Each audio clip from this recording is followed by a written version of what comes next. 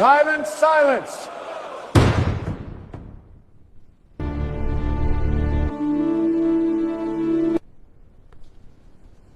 ఏమిటి మీ ఆరోపణలు? కోర్టుకి వివరించండి.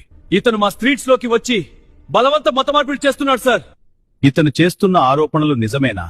మీరు బలవంతముగా మతమార్పిడి చేశారా? నన్ను మనస్ఫూర్తిగా ఆరాధించేవాళ్లే నాకు కావాలి.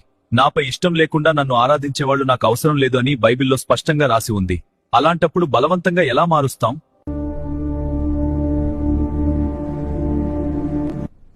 మీరు రైస్ బ్యాగులు, డబ్బులు, కానుకలు ఆశ చూపించి మా వాళ్ళని మతం మార్చారు.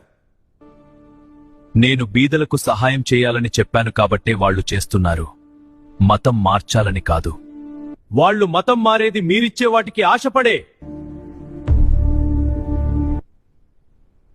నా సేవకులిచ్చే ఆహార పదార్థాల కోసం మతం మారకండి. నేనిచ్చే నిత్య జీవం కావాలనుకుంటే మాత్రమే నా దగ్గరకు రండి.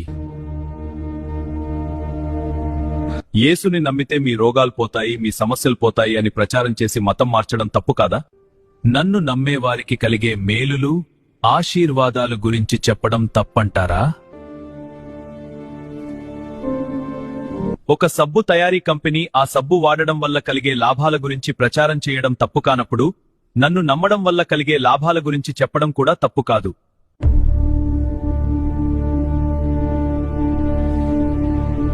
మీరు మా వీధుల్లోకి వచ్చి మత ప్రచారం చెయ్యొద్దు, మాకు చెప్పొద్దు. నేను నా సేవకులకు అదే చెప్పాను, వినేవారికి చెప్పండి.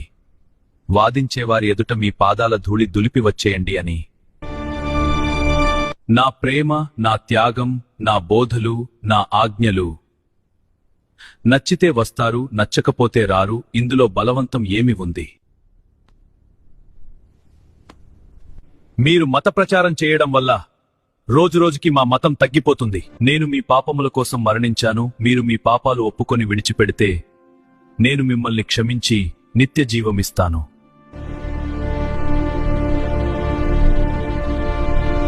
ఇప్పుడు నేను మీకు సువార్త ప్రకటించా కదా, మీరు మీ మతం మార్చుకుంటారా?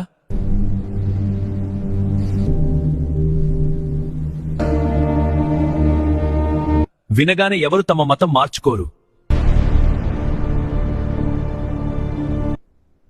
బలవంతపు మత మార్పిడి అని చెబుతున్న ఈ కేసులో సరియైన ఆధారాలు లేనందువల్ల కేసు కొట్టివేయడం జరిగింది.